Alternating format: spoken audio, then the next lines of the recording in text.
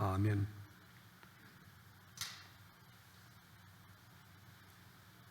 우리 기독교에서는 그리스도의 탄생과 재림을 사모하는 절기가 있습니다. 그 절기를 대림절 또는 강림절이라고 하는데, 대림절 할 때 대림이 뭐냐? 대림이란 말은 라틴어로 아드벤투스라고 하는 단어를 씁니다.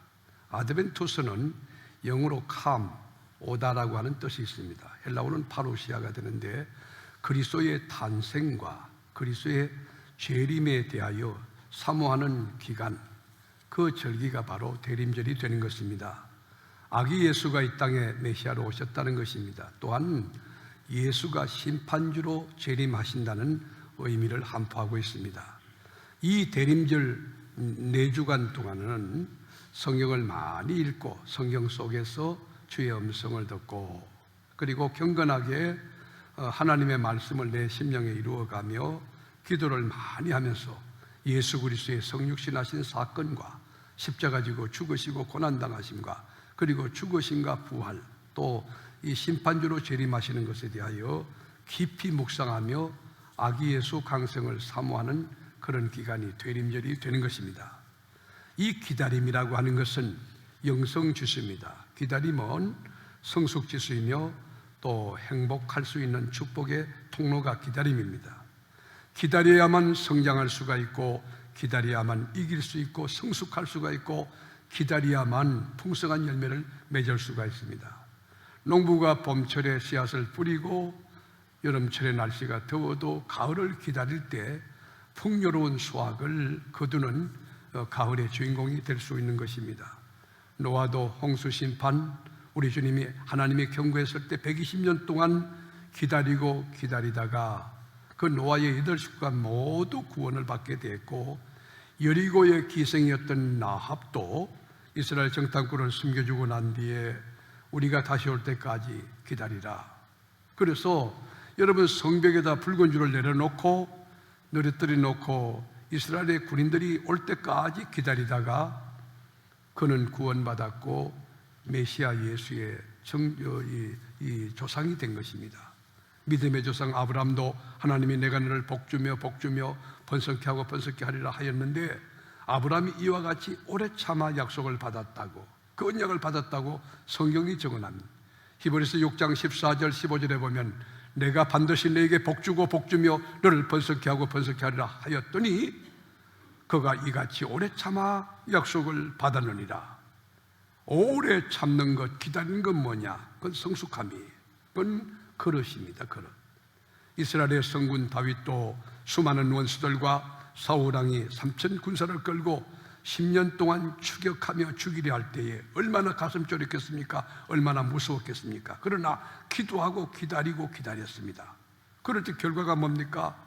시편 40편 1절에 보면 내가 여호와를 기다리고 기다렸더니 귀를 기울이사 나의 부르짖음을 들으셨도다. 다윗이 하나님 앞에 기다리고 기다릴 때에 하나님이 귀를 기울이고 그 기도를 들으셨다는 것이, 이렇게 만고풍상 다 겪고 여러분 기도하고 응답받고 승리한 다윗은 21세기 제4차 산업혁명 시대를 살아가는 우리 그리스도인들에게 어떻게 건면하고 있습니까?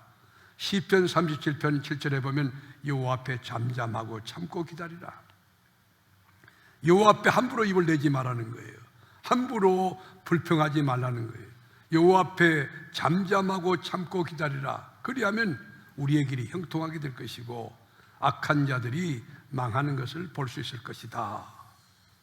오늘 본문도 불 꺼진 민족 이스라엘 민족 공동체, 절망과 좌절 속에 슬픔과 눈물 속에 있는 이스라엘 민족 공동체에게 기다리라. 미래의 왕 예수 그리스도가 재림할 것이다 라고 이 소망의 메시지를 선포하는 내용이 오늘 본문이 되는 거예요. 지금부터 약 2700년 전 이스라엘 민족들이 하나님의 법칙을 깨뜨리고 하나님의 공식을 깨뜨리고 인간의 방법을 동원하여 우상 숭배합니다. 살인하고 간음합니다. 그리고 자기 뜻대로 청개구리처럼 살 때에 고대 근동의 가장 강력한 국가 가운데 하나인 아수르를 거기에 붙입니다.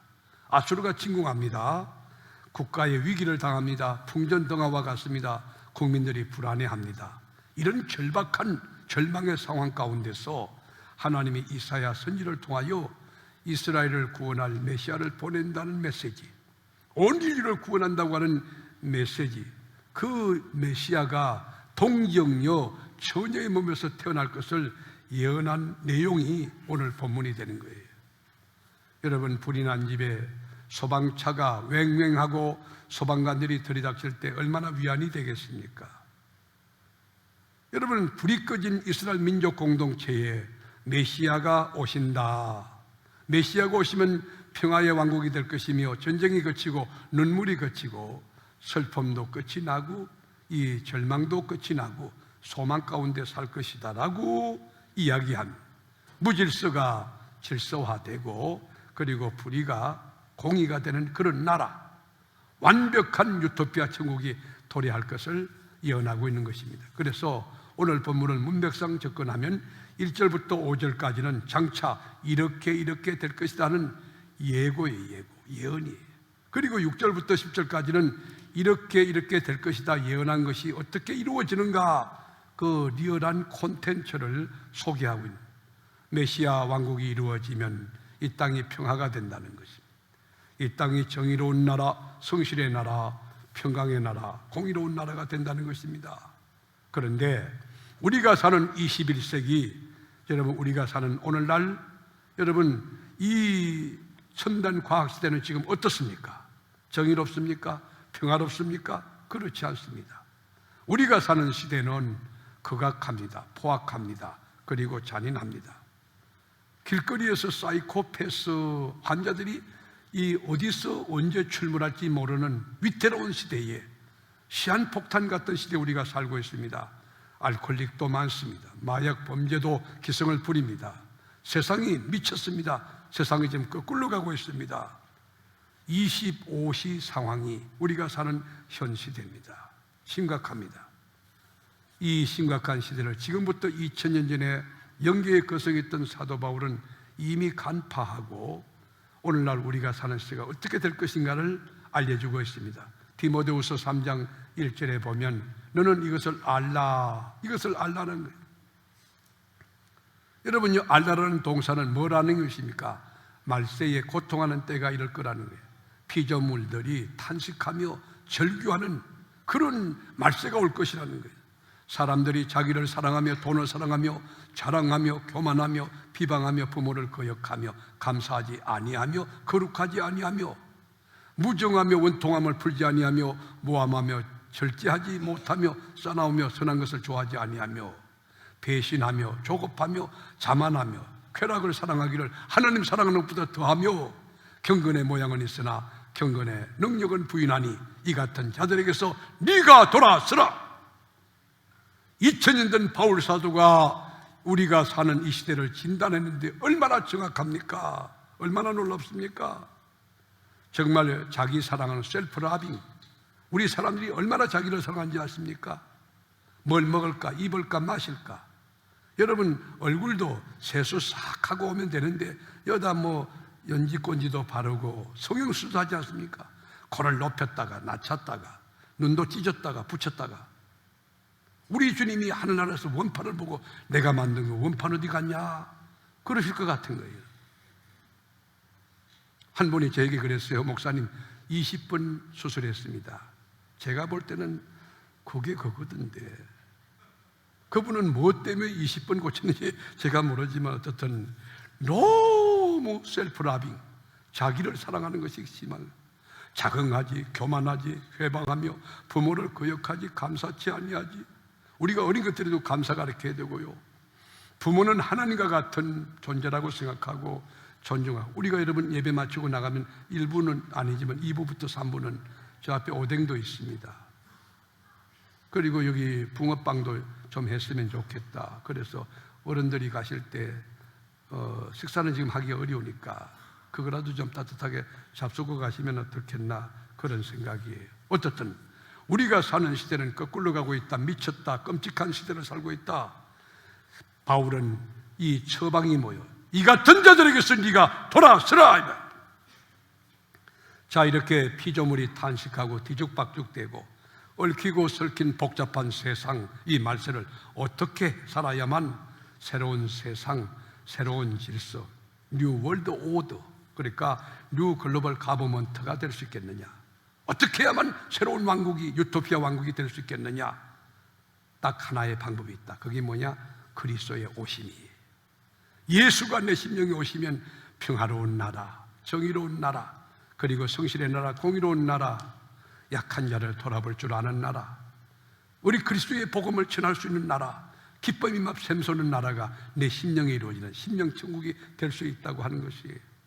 그리스도가 오시면 모든 것이 끝납니다. 모든 것이 정확하게 질서가 잡히게 되고, 갈등과 대립이 평화가 되고, 절망이 소망이 되고, 지옥이 천국이 된다는 것이에요. 여기에 성탄에 참 진면목이 있는 것이, 성탄이 올 때, 성탄이 여러분 크리스마스 추리라든지, 여러분 캐롤송이라든지, 그리고 막 춤추고 술을 먹는 그런 여러분 하드웨어, 그런 것이 성탄이 아닌 것이에요. 예수가 와야 진짜 성탄이요, 메시아가 와야 성탄이요. 메시아가 여러분 심령에, 여러분의 영계에, 여러분의 가정에, 여러분의 일터에, 우리 교회에, 우리 민족 가운데, 인류 가운데 오셔야 이 나라가 메시아 왕국이 되어 평화의 나라가 될 수 있는 것입니다. 여러분, 이 예수가 누구를 통해 오셨던가요? 이세의 후손을 통해 왔다고 그랬어요. 누구를 통해서 태어납니까? 처녀의 몸에서 태어난다는 거예요. 어디에 태어납니까? 베들레헴에서 태어난다고 말씀했어요. 사역은 어디서 합니까? 갈릴리에서 사역한다고 성경이 예언해 놨어요. 자, 이 예언, 프리딕션이라고 하는 이 예언이 진짜 역사에 이루어졌느냐는 것이, 예수님이 예언한 그 메시지 내용 그대로 역사에 다 이루어졌느냐. 저는요, 정말 탐복하는 게 뭐냐면, 성경을 아무리 연구해봐도 예언된 말씀이 그대로 이루어지는 것, 그것이 난 놀라워, 진짜 원더풀한 거예요. 하나님의 아들 보내준다, 구약에 예언된 대로 우리 구세주 메시아가 이 땅에 오셨고, 이세의 후손으로 오신다 그러는데 다윗의 자손으로 예수님이 오셨고, 베들레헴에 태어난다는데 베들레헴 에브라다야, 네 고을이 적지 않다. 베들레헴에 태어나서 마국간에 태어났고, 처녀의 몸에서 태어난다 그러는데 진짜 순수한 처녀 마리아의 몸에서 태어났고, 예수님 사역이 갈릴리 해변 중심으로 사역이 시작이 된 것입니다. 우리 주님은 말씀 그대로 이 땅에 오셨고, 말씀 그대로 사셨고, 말씀 그대로 죽으셨고, 말씀 그대로 부활했고, 말씀 그대로 성취했고, 말씀한 그대로 심판주로 이 땅에 재림할 줄로 믿습니다. 우리 주님이 이세의 후손으로 온다 그랬습니다. 그런데 이세의 후손이 누구냐? 이세가 도대체 누구냐는 거예요. 이세는 몰락한 왕가입니다. 그러니까 시골 촌떡이에요. 촌떡이 농부입니다. 비천합니다. 가난합니다. 무지합니다. 아무도 알아주지 못하는, 존재감이 없는 잡초 같은 인생이 누구냐? 이세예요. 이세. 흙수저 가운데 흙수저가 누구냐? 이세요. 거기서 예수가 나신 것이에요. 그런데 우리 주님은 여러분 흙수저 같은 이세의 줄기에서 한 싹이 나오고, 이세의 뿌리에서 한 가지가 나와서 결실했다, 그렇게 성경이 적어나오고 있네요. 한 싹이 누굽니까? 한 싹은 다윗왕을 말하는 거예요. 한 가지는 누굽니까? 예수 그리스도를 말하는 것이에요. 다윗왕의 뿌리에서 한 가지인 예수가 나왔고, 그 가지에서 열방과 열국을 구원하는 메시아가 왔다고 하는 풍성한 결실을 맺었다고 성경은 적어납니다. 처음에는 한 싹입니다. 한 싹, 보잘것없는 한 싹. 여러분, 그런데 그것이 한 가지에서 꽃이 피고 열매를 맺고 풍성한 결실을 맺는, 점진적으로 확장되고 그리고 풍요로워지는 그 세계를 그려주고 있는 거예요. 여기 기독교의 복음이 있습니다. 우리 기독교는 하나의 가치를 존중하는 종교입니다. 작은 것을 크게 볼 줄 아는 거예요. 새벽기도요, 작은 것입니까? 아닙니다. 새벽기도 하나 가지고 인생을 빛낼 수 있습니다. 인생을 홈런 칠 수가 있습니다. 기독교는 하나의 가치를 소중히 여깁니다. 하나가 모여서 열이 되고, 열이 모여서 백이 되고 천이 되는 것입니다. 어제도 장로님 한 분과 제가 교회에서 말씀을 나누는데, 이 장로님이 목장 예배의 중요성에 대해서 말씀해 주셨습니다. 목사님, 목장은 한 분 한 분들을 진리 말씀으로 세우기 위해서 목장 예배를 잘 기도하며 준비하고, 그리고 목장 예배로 초대하고, 그리고 음식도 제공하지만 말씀을 나누고 삶을 나누고 은혜를 나누고 목장원들을 위해서 눈물로 한 분 한 분 기도해 가는데, 그 목장원들이 하나하나 세워져 가는 걸 보면 2년쯤 지나면 1년쯤 지나면 그분들이 막 성장하는 모습을 보면 너무 기쁩니다. 모여서 친교하고, 모여서 기도하고, 모여서 말씀을 나누고, 모여서 떡을 이렇게 나누면서 이 목장장님 한 사람의 헌신이 목장원들을 영적으로 세운다는 것이에요. 그래서 목사님, 목장 예배가 너무 재밌어요. 목장 예배 드리는 것이 언제 또 목장 예배가 오지? 그런 마음이 들어요. 여러분, 지도자 한 사람의 헌신이 이렇게 목장 공동체를 복되게 하는 거예요. 이제 다음 주면 남녀 기간 총회가 있습니다. 결산 총회에서 새로운 리더십의 교체가 이루어질 텐데, 여러분, 세워지는 지도자들은 하나님이 세운 거예요. 위로부터 권세가 오는 거예요. 그래서 우리는 세워진 분들을 존중하고 존경하고, 그분이 나보다 나이가 적든지 배움이 짧든지 그런 아무 묻도 안 돼요. 하나님이 세우셨으니까. 그래서 여러분, 같이 손과 발을 맞춰 합력할 줄 아는 그런 지혜가 필요한 것이에요. 준비된 한 사람이 중요합니다. 준비된 교구장 한 사람이 교구를 전체 예배화하고 전체를 여러분 목장 예배를 다 드리게 하고 전도하게 하고 하는 복음에 충실하게 만드는 그런 리더십을 발휘할 수 있는 거예요. 기관장 한 사람이 바로 설 때 기관원들을 신방하면서 우리 기관에는 이러한 목표가 있습니다. 이러한 행사가 있습니다. 어떻게 동참해야 될지, 어떻게 도와야 될지에 대한 리얼한 설명과 그리고 납득과 이해, 그리고 동참하자고 권고하는 그런 지도력 얼마나 소중합니까? 여러분, 오늘 이새의 후손에서 메시아가 나왔다. 다시 본문으로 돌아가면, 그러면 이새의 후손으로 태어날 예수 그리스도, 여러분, 이 메시아는 도대체 누구냐? 예수 그리스도의 캐릭터가 뭐냐는 거예요. 여기 보면 예수 그리스도 위에 여호와의 신이 임했다. 여호와의 신, 루아우 예호와, 여호와의 신이 임했다. 예수 위에 여호와의 신이 임했다. 완벽한 신, 완전한 신, 하나님이 임한 예수가 하나님이신 것이죠. 2절 말씀에 보면 그의 위에 여호와의 영, 곧 지혜와 총명의 영이요 모략과 재능의 영이요 지식과 여호와를 경외하는 영이 강림하시리니. 여러분, 여기 보면 하나님의 속성이 6가지로 소개돼요. 하나님의 속성 6가지를 그 2개씩 세 쌍으로 묶어서 분류 처리해 나가는 것이 그 2절 말씀이에요. 여기 보면 지혜와 총명의 신이라고 그랬어요. 지혜와 총명의 신. 여러분, 예수를 정말 잘 믿으면, 예수 영이 임하면요 지혜와 총명이 넘쳐서 초등학교 나와도, 여러분, 예수 믿는 사람은, 예수 안 믿는 사람, 고등학교, 대학교 나온 사람도 훨씬 지혜롭습니다. 지식과 지혜는 구별되어야 되는 거예요. 지식은 많은데 지혜 없는 사람 얼마나 많은지 몰라요. 그런데 예수님 위에 하나님이 지혜와 총명의 신, Wisdom and Understanding, 우리 하나님께서 예수 위에 임할 때 지혜와 총명의 신이 임했고, 모략과 재능의 신이라니. 모략이 뭐죠? 어떤 이야기든지 어떤 주제가 막힘이 없이 이렇게 대화할 수 있는 Counsel and Power. 이 재능이라고 하는 것은 그 사람이 가면 되는 거예요. 누구도 가도 안 되는데 그 사람이 그 재능이, 능력이, 탤런트라고. 여러분, 우리가 오르막길 올라갈 때도, 우리가 그냥 올라갈 때는 참 힘들지만 오토바이라고 하는 도구를 사용하면 올라가는데 악셀레터 밟으면 여러분 쉽지 않습니까? 하나님께서 이렇게 모략과 재능의 신을 부어주면 하나님 일하는 것이 어렵지 않아요. 즐겁고 쉽고 일이 잘 되게 돼요. 그 다음에 지식과 하나님을 경외하는 신을 부어주신다고 해요. 예수님 위에 지혜와 총명의 신이 부어졌고, 그리고 모략과 재능의 신이 부어졌고, 지식과 여호와를 경외하는 영이 강림했다는 거예요. 여러분, 그래서 예수님은 퍼펙트한 하나님이자 참 인간이 되는 거예요. 여호와의 신이 임했던 이 메시아 예수 그리스도는 너무 귀한 우리의 구세주인데, 그분이 가장 귀하게 여기는 게 뭡니까? 예수님의 즐거움이 뭡니까? 예수님이 기뻐한 게 뭡니까?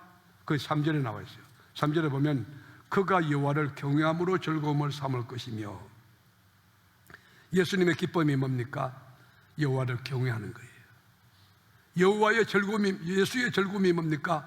여호와 하나님을 경외하는 거예요. 삶의 프라이어리티 넘버원이 뭡니까? 여호와를 경외. 예수님은 여호와를 경외하는 것을 즐거움으로 삼았다. 여러분, 경외가 뭡니까? 경외가 리스펙트예요. 존경하는 거. 그리고 피어라고 하는, 두려워하는 거예요. 하나님을 가장 두려워하고 가장 존경하고, 그리고 가장 귀한 것을 결단하여 드릴 수 있는 그 마음 상태, 그 행동 결단이 뭐냐? 경외라고 하는 것입니다. 예수님은 하나님을 경외하는 것을 즐거움으로 삼았다. 이번 성탄절에는 여러분, 하나님을 경외하는 것으로, 하나님을 가장 귀히 여기는 것으로, 하나님 앞에 가장 귀한 것을 드리는 것으로, 하나님을 두려워하는 것으로 여러분 즐거움을 삼는 성숙하고 건강한 크리스찬들이 다 될 수 있기를 주의 이름으로 축원합니다. 자, 예수가 메시아가 되어서 이렇게 메시아 왕국을 이루면 어떤 나라가 되느냐? 아주 입체적으로 내용을 보려고 하면 6절 말씀을 보면, 그때 이리가 어린 양과 함께 살며, 이리가 어린 양과 함께 살며 표범이 어린 염소와 함께 누우며, 7절에 보면 송아지와 어린 사자와 살찐 짐승이 함께 있어 어린아이에게 끌리며. 여러분, 참 평화의 진면목이 여기 있는 거예요. 진정한 평화는 이 그림, 이 메시지보다 더 완벽한 내용은 없는 것이에요. 암소가 곰과 함께 먹고 그것들의 새끼가 함께 엎드리며 뒹굴고, 사자가 소처럼 풀을 먹을 것이며, 그리고 8절에 보면 젖먹는 아이가 독사의 구멍에 장난하며 젖된 어린아이가 독사의 굴에 손을 넣을 것이라. 여러분 까는 애기가 독사의 굴에다 손을 집어넣고 여러분 장난친다고 하면 어떻게 생각해요? 깜짝 놀라지 않겠습니까? 그리스도가 오시면 이런 나라 된다는 거예요. 이번 성탄에 이런 그리스도가 여러분 심령에 임하기를 축복하고, 여러분 가정에 임하기를 축복하고, 우리 교회에 임하기를 축복합니다. 그러면 원수가 없어요. 평화로운 나라가 되는 거예요. 얼마나 귀합니까? 그리고 더 나가 볼까요? 9절에 보면 내 거룩한 산 모든 곳에서, 여러분 우리가 교회 오기만 되면요, 모든 곳에서 해됨도 없고 상함도 없을 것이니 이는 물이 바다를 덮은 같이 여호와를 아는 지식이 세상에 충만할 것입니다. 멋지지 않습니까? 여호와를 아는 지식이 아주 충만한 교회, 여호와를 아는 지식이 충만한 심령, 여호와를 아는 지식이 충만한 목장, 여호와를 아는 지식으로 충만한 가정, 이보다 더 큰 축복, 이보다 더한 은혜가 어디가 있겠습니까? 여러분, 참된 성탄이라는 게 뭡니까? 막 열어난 거, 시청 앞에 성탄 줄이 열어난 거, 그 성탄 아닙니다. 그 술집에서 캐롤송이, 크리스마스 캐롤송이 기뻐다 구주 오셨네, 그리고 막 술 먹고 마시고 그리고 춤추고 때리고 그리고 싸우는 거 성탄이 아닙니다. 성탄은요, 경건함입니다. 성탄은 조용함입니다. 성탄은 깊이입니다. 성탄은 무게입니다. 기쁨이 충만하고 예수가 내 안에 계시니, 그리고 평화가 내 마음에 넘치고, 가정에 예수가 오시니까 평화가 넘치는 거예요. 교회가 막 평화로워지니, 그리고 소망이 넘치는 거예요. 연약한 자를 보면 견딜 수 없는 긍휼한 마음이 내 안에 있는 거예요. 그리고 아기 예수에 대해서 증거하는 그런 마음이 넘치게 되는 것이에요. 우리가 이번 성탄 이브 지나고 그리고 새벽송을 돌 것입니다. 그럴 때도 우리가 길을 걸어갈 때도 하실 말씀이 있더라도 귀에 대고 조용조용, 발걸음도 뒤꿈치를 들고 살짝, 여러분 주변 사람들에게 안면방해는 하지 말고 정말 경건한 모양으로, 그리고 정말 에티켓이 있고 매너가 있는 그런 그리스도인의 태도로서 성탄 새벽송을 쭉, 그리고 집집마다 가서 간절히 두 손 모아 마음으로 기도하는, 기뻐다 구주 오셨네, 만백성 맞으러, 천사와 함께 찬양을 드리고 그 가정을 축복하는 거예요. 그 깊은 경건의 새벽, 여러분 새벽송, 축복하는 그대로, 찬양한 그대로, 기도한 그대로 그 가정에 복이 임할 것입니다. 성탄절은 그리스도가 내 마음에 오시는 것이, 그리스도가 우리 가정에 오시는 것이, 그리스도가 역사에 오시는 것이, 메시아 왕국이 이루어지면 정직함과 성실함과 공의가 온전한 세상이 될 수 있어요. 우리가 4장 4절에서 5절에서 보면 공의로 가난한 자를 심판하며, 뇌물 먹는다고 여러분 심판을 굽게 하지 않아요. 공의로 가난한 자를 심판하며 정직으로 세상의 겸손한 자를 판단할 것이며, 그의 입에 막대기로 세상을 치며 그의 입술의 기운으로 악인을 죽일 것이며, 공의로 그의 허리띠를 삼으며 성실로 그의 몸에 띠를 삼으리라. 이새의 줄기에서 여러분 다윗의 자손으로 오실 메시아 예수가 오시면 이 땅이 이렇게 공의로운 나라, 이렇게 의로운 나라, 이렇게 성실한 나라, 이런 평화의 나라가 될 수 있다는 것입니다. 물이 바다를 덮음같이 여호와를 아는 지식이 충만한 세상이 된다는 것입니다. 이번 성탄절 우리가 사모하며 기다리는데 여호와를 아는 지식이 충만한 심령 다 될 수 있기를 축복합니다. 여러분 가정에 여호와를 아는 지식이 충만하고 넘쳐날 수 있기를 축복하고, 우리 세계롭게 여호와를 아는 지식으로 충만한, 말씀이 가는 데까지 가고 말씀이 멈추면 멈추는 말씀이 온전한 교회가 될 수 있기를 주의 이름으로 축원합니다. 축원합니다. 이번 대림절은 성객들이 버스를 기다리듯 농부들이 가을의 수확을 기다리는 마음으로 아기 예수의 탄생과 그리스도의 심판주로 재림하심을 사모하며 기다려야 되는데 거기에 모델이 없을까? 저는요 신약에서 찾고 싶었어요. 그래서 누가복음 2장 36절을 같이 한번 읽겠습니다. 또 아셀지파 바누엘의 딸 안나라는 선지자가 있어 나이가 매우 많았더라. 그가 결혼한 후 7배 동안 남편과 함께 살다가 가부가 되고 84세가 되었더라. 이 사람이 성전을 떠나지 아니하고 주야로 금식하며 기도함으로 섬기더니 마침 이때에 나와서 하나님께 감사하고 예루살렘의 속량을 바라는 모든 사람에게 예수에 대하여 말하니라. 여러분 오늘 본문에 제가 소개한 모델, 여러분 이 아셀지파 바누엘의 딸 안나 할머니가 그 당시는 14살 때 결혼하거든요. 그런데 결혼 생활 7년 만에 사별했어요. 그리고 84년 살았어요. 그러니까 14살 14년 플러스 7 플러스 84면 105살이에요 105살 된 이 할머니, 안나 할머니가 어떻게 했느냐, 주야에 금식하며 그리고 성전을 떠나지 아니하며, 우리 백옥춘 장로님이 올해 은퇴하는데 105살까지 주야에 금식하며 성전 떠나지 아니하며 그리고 늘 깨어 기도하며 감사하며 아기 예수에 대해서 말했다는 말이 뭐예요? 전도했다는 거예요. 감사했다는 말이요. 이스라엘의 속량을 바라는 모든 자에게 아기 예수에 대해서 말하는 것. 그리고 감사, 입만 열면 감사, 가슴에 감사가 넘치는 감사가.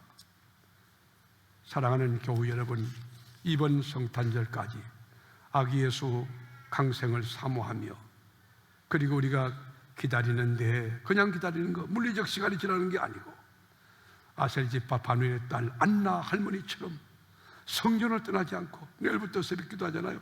성전 떠나지 않고 다 함께 한번 해보실까요? 성전을 떠나지 않고 주야에 금식하며. 여러분 이것이 바르게 사는 거예요. 이렇게 성탄절을 준비한, 이렇게 성숙한, 이렇게 건강한 성탄절이 될 때에 하나님이 거기에 기뻐하시고 영광을 받는 성탄절이 되지 않겠습니까? 사람이 드러나는 게 아니에요. 오직 그리스도, 그분만을 높이, 그분만을 찬양하는 것, 그 경건하고 의로운 성탄절, 오늘 사모예배에 참여한 여러분들이 경험하는 성탄절 되시기를 주님의 이름으로 축복합니다. 이를 위해서 우리가 금식하며 또는 주야에 하나님의 교회에서 기도하며 성전 떠나지 말고 이 기도하는 일, 그리고 감사하는 일, 아기 예수에 대해서 증거하는 일. 여러분 가족 가운데 예수 모르는 자가 있습니까? 복음을 전하는 일. 이번 성탄절은 그런 힘을 다하는 가운데 성탄절을 맞이하여 아기 예수께서 신이 영광 받으시고 기뻐하는 우리 주님의 자랑과 멸류관 되는 그런 성탄절 다 될 수 있기를 주님의 이름으로 축복합니다.